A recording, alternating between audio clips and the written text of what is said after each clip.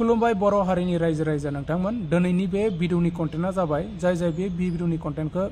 पुरा नायजोबगोन बिथांमोननि गोसो गोरबोआवहा एसेबाबो दुखु मोनखागोन निश्चय बेथ' दुखु मोननायनिखा बे जाथाया मेन जाथाया जाबाय गुवाहाटीयाव सासे जोंनि बर' लाइमोन सेंग्राखौहा खास्रि बिस्रि बुथारदों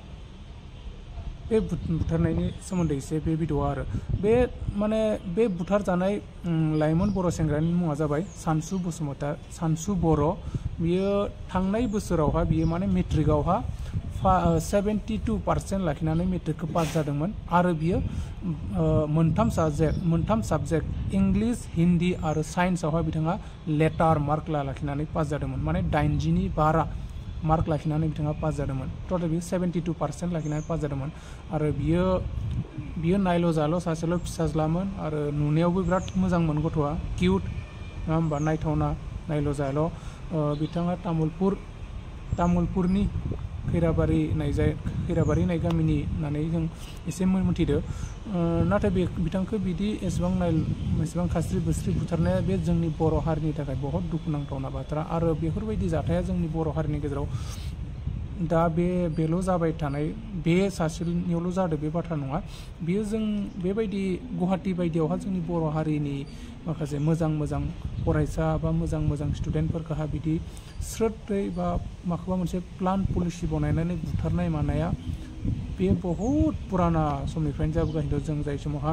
हाई स्कुलावहा बा एम इ स्कुलाव फरायबोनाय समनिफ्रायनो जों बेफोरबायदि बाथ्राखौ एसे खोनाबोबाय थादों दा बियो बै समनिफ्रायनो जाबो दिनैसिमबो माने जोंनि बर' हारिनि माखासे मोजां स्टुडेन्ट मोजां मानसिखौ माने हारसाफोर बा बर'फोरा आनजातिफ्रा माने सिं बिराद नायनो बानानै बेफोरबायदि प्लान पलिसि बनायनानै बुथारखुमानाय मानायफोरा गुवाहाटीयाव जाबाय थायो स' नैबे भिडिअ क्लिपखौ नोंथांमोना खोनासंग्रोलाय रायजोफोर जाथाया माने ओरैमोन मा होनना बुङो दाखालि सानदेआव आरो न सानदेनि बेलासे खमसे खम 2:30 बाजानि बाथ्रा आरो बिनिफ्राय बे सानसु बर' नामनि गथ' थांनाय बोसोरावसो माने मेट्रिक पास जादोंमोन आरो गथ'आ गांथाम लेटार लाखिनाय इंलिश हिन्दी आरो साइन्सआव माने 72%आव माबा पास खालामदोंमोन आरो गथ'आ मोजाङैनो रिजाल्ट खालामदों ओमफ्राय पान्डु कलेजावनो एडमिसन लाबाय साइन्स मिडियामाव बिनिफ्राय मा जादों बियो थालांनाय जायोबा लोगोफोरा एसामिस गथ'फोरानो आरो बिसोरो बेनिफ्राय मेट्रिक फेल जाना थालांबाय नालाय इनिसो थाखाय ना मानि थाखाय मिथिया ओमफ्राय बेरायनो लिंबाय थायो सम थाङा गथ'आ न'निफ्राय ओंखारामोन आरो ओंखाराबा बेनिफ्राय मा खालामबाय बिसोरो दाखालि सानदेखालि रबिबार नालाय जेने पान्डुसिम थांना फैनानै ब्रा फन खालामथाब गेट मोखाङाव थानानै लिंना लांबाय आरो लांनानै ओमफ्राय पान्डुआव लांनो ओमफ्राय लांबाय बिसोरो एकदम कालापानिनि बै हाजो गेजेराव मोनसे झरना बायदि माबा दङ आरो बिथिं बे हाजोआव लांनानै बिसोरो दसे थाबायथिंदोनो पाहार बिदि थाबायथिंनानै लास्टआव मा खालामखो ओमफ्राय 3:30 बाजायावसो फन खालामहरबाय मानसिया दैयाव गोलैना थैबाय बिदि होनबाय आरो दैयाव गोलैना थैबाय होनबाय बेनिफ्रायथ' न'खरनिफोराबो पुलिस बिदि माबाना थांबा आरो गावसोरनो बोखांनाबो लाबोदों खिन्थु गावसोर ओमफ्राय मबाइलाबो सियाखैलाय मबाइलाबो दैयाव गोलैयाखै मानसिया गोलैदोंबाथ' मबाइलावथ' गोलैनांगौमोन खिन्थु बिसोरो मबाइलाबो मोजाङै दोङो माबा मोनबो सियाखै ओरैनो मानसि खान्दा बिसोरो दैयाव गोलैना थैबाय जाबाय ओमफ्राय बेनिफ्राय बिदिनो पुलिस लांनानै GMC लानानै थांबाय ओमफ्राय पस्टमर्टम रिपर्ट मथेथ' दा एसे बेलेगसो गम मोनदों आरो थारमाने माबा एसे निसा जातीय बा बिग जातीय बुस्थु दौनासो बुथारदो बिदि आरो माने ओमफ्राय सानदों मा न'खरनिफ्राबो बयबो जोंबो मोनसे दावट जादों बेखौ एक्सुवेलि बिसोरो दैयाव गोलैना थैयाखै बिसोरो माबा मोनसे प्लेनिं खालामनासो बुथारनाय बायदि माने जाथाय बिदि आरो ओमफ्राय बै साथाम गथ'फोरा दा पुलिसा लांबाय नामा बिसोरखौ बै साथामखौ इनिफ्राय बिसोर गावसोर मा खालामदों बुथारखांनानै स्कुटियाव लाना थांनानै बे आमबारि जायबा सिभिल हस्पिटालाव लांबाय बेनिफ्राय इयावथ' हाया होनबाय नालाय GMCआव लाना थांबाय ओमफ्राय पुलिसफोरा जों बिसोरखौ हमनानै दा इयाव दोनफैदोंमोन आरो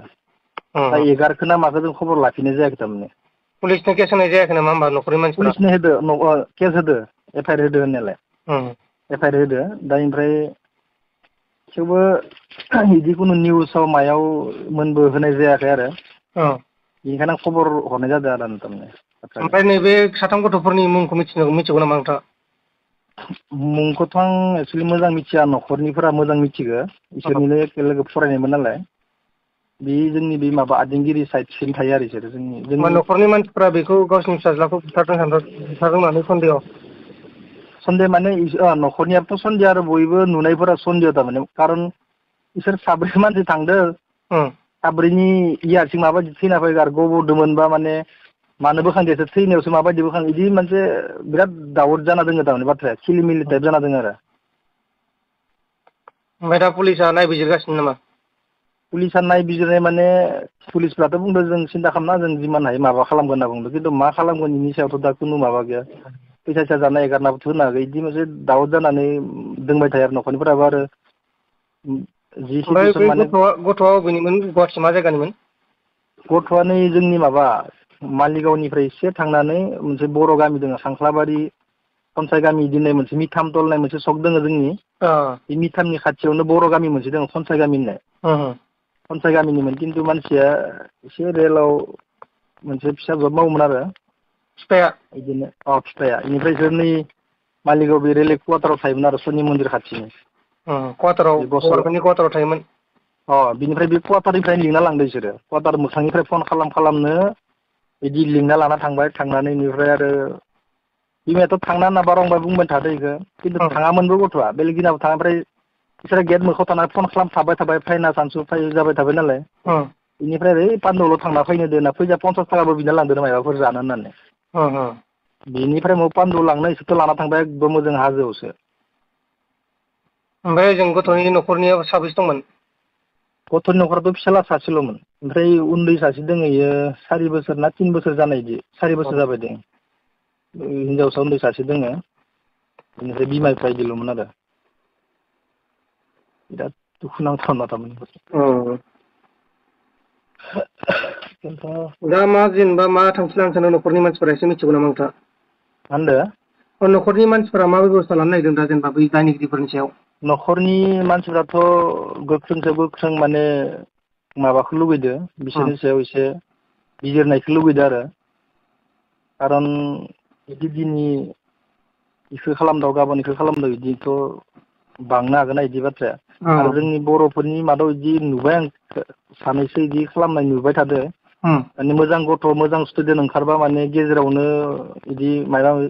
प्लेनिं खालामनानै माबा खालामनायनिफ्राय खारग'फिनो दायनिगिरिया बिदि नुबाय थादों ओंखायनो न'खरनिफोरा सानदों आरो जायखिजाया बिसोर गोख्रों एसे बिजिरो जेन